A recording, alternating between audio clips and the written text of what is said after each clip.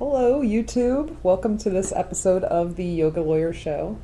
Today, what are we talking about today, Katie? We're talking about one of the most recent Supreme Court decisions Yay. having to do with sports gambling.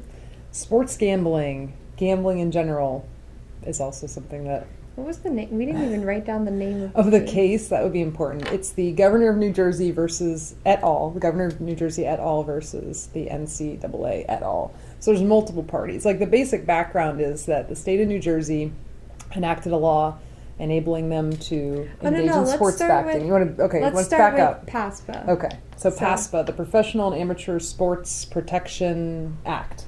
Right. It limited sports gambling, but it left some grandfather clauses for states who already had, because most of the states had some laws against sports gambling, but other states allowed it. So it left what they called grandfather clauses, which allowed those states to keep their laws allowing sports gambling. And New Jersey was one of those states. They had their grandfather clause was that they could enact a law within a year of this PASPA law passing. And they didn't. They kind of blew it. Because PASPA was enacted in 1992. And essentially, it really only allowed Nevada to continue sports betting. In practical application, that's what happened. It essentially made sports betting illegal for every state except Nevada. It left a little window of opportunity for New Jersey, because of Atlantic City, to enact laws regarding sports betting. But they gave them 1 year to do it. They didn't do it. So then fast forward 20-something years. And New Jersey decides they want to They want to do it. They want to allow sports betting.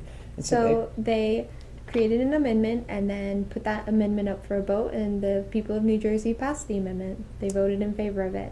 And then the National Collegiate Athletic Association sued the governor of New Jersey under this PASPA law because they argued that the New Jersey statute violated this federal law, which essentially makes it illegal for states to engage in sports betting. Which brings us to this Supreme Court decision that came out yesterday?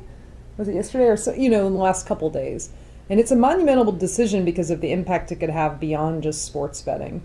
So we thought we'd explain a little bit of, what it said and its implications. So what were you about to say?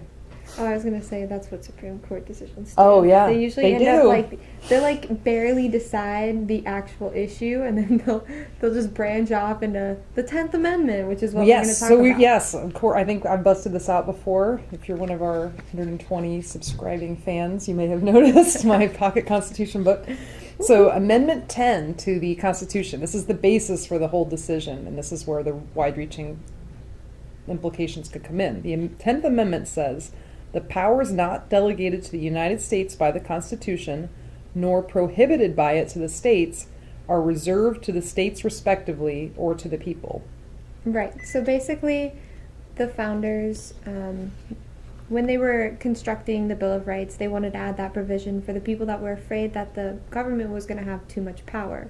So the Constitution delegates enumerates all of the powers that Congress or the federal government has, and the rest of them that aren't enumerated or aren't clearly written in the Constitution belong to the states. And that's what the Declaration of Independence, the 10th Amendment, basically wraps that up and gives you a short little sentence detailing that specific rule. So what comes out of that is this anti-commandeering doctrine. It's my favorite word. It's the word of the day. And basically it's that the federal government can't commandeer the states to enforce federal laws and policies that aren't expressly enumerated in the Constitution. And commandeering, because that's not like a normal word that we use, it means like... I use it every day. I'm going to try to use it every day now. Every day? Yeah. Okay. Just to prove you wrong. But no, go ahead. It means no, like, you're right. It's not some common parlance. I had to Google it. I Googled it. What does commandeer mean? No, I actually Googled what does anti-commandeering mean. Okay, yeah, because that's an even larger word. And I was like, so confused. So commandeering is forcing something without the authority to do so. Okay, that makes sense. So in reference to like the 10th Amendment, it would be the Congress doing something that wasn't enumerated in the Constitution. They would be commandeering something because they don't have the constitutional authority to do what they're trying to do. So this anti-commandeering doctrine that's found in the Supreme Court's case law, and that's kind of is a way of kind of shortly saying what the 10th Amendment does, is that the federal government can't come in and make the states do something that they don't have the authority to make the states do. And that's where this law comes up, the PASPA, the Professional and Amateur Sports Protection Act, and the proponents of the act, the governor of New Jersey and others, said that the federal government's law, the PASPA law, violates the anti-commandeering doctrine because it's trying to make the state of New Jersey do something that the federal government doesn't have the power to make that state or any state do.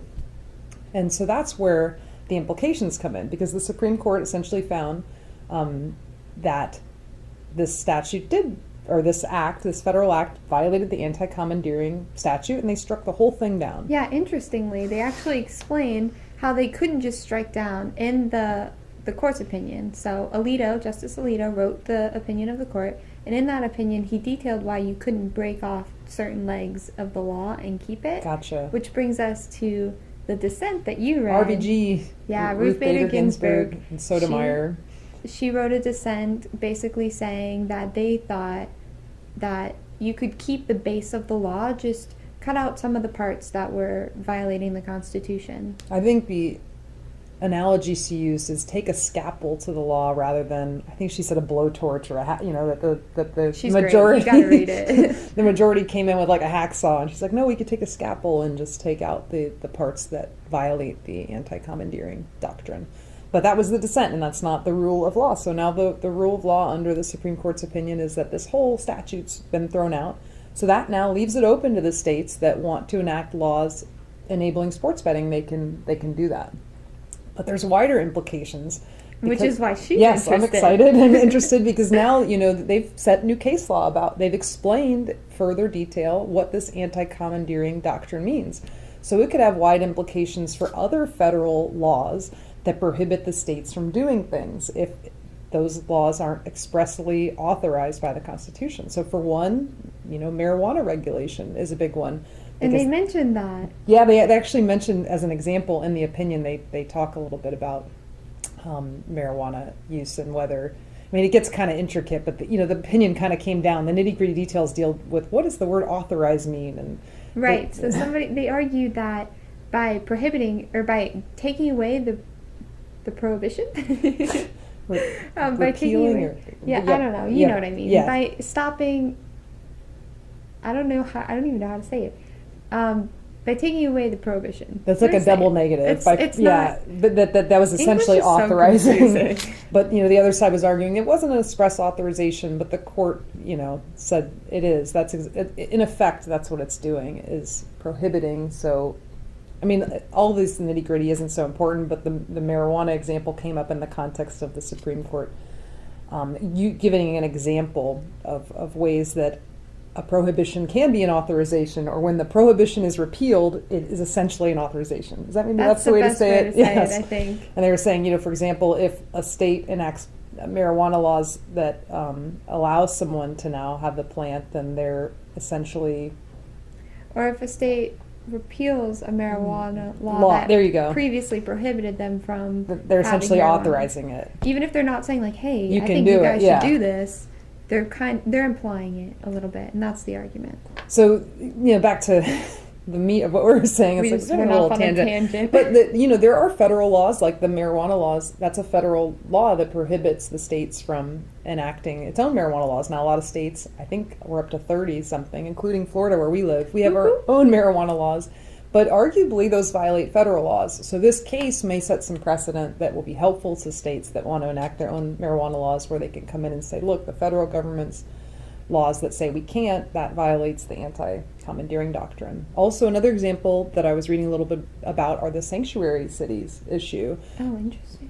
Because the federal government, wasn't that recently, or I'm not as well up to date on what the sanctuary city laws are, but I know that some states were trying to enact their own laws regarding sanctuary cities, and the federal government was trying to overregulate that. So states that want to have sanctuary cities, if the federal government's not allowing that, they would now have an argument under the anti-commandeering doctrine, or have a stronger argument. They probably always had the argument, but this case, gives a little bit more teeth to that argument that those types of federal laws violate the anti-commandeering doctrine.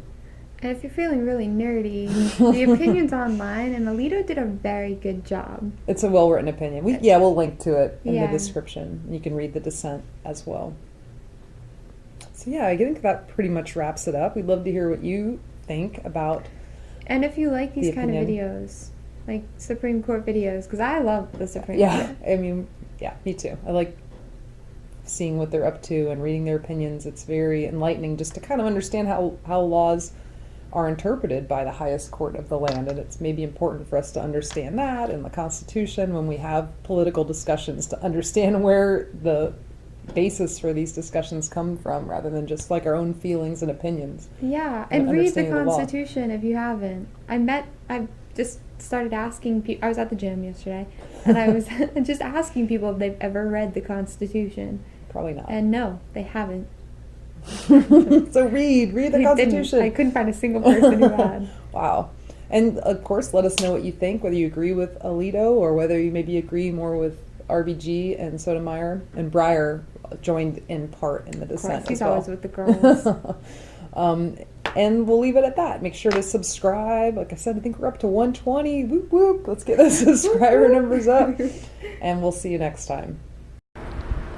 Thank you for watching the Yoga Lawyer video.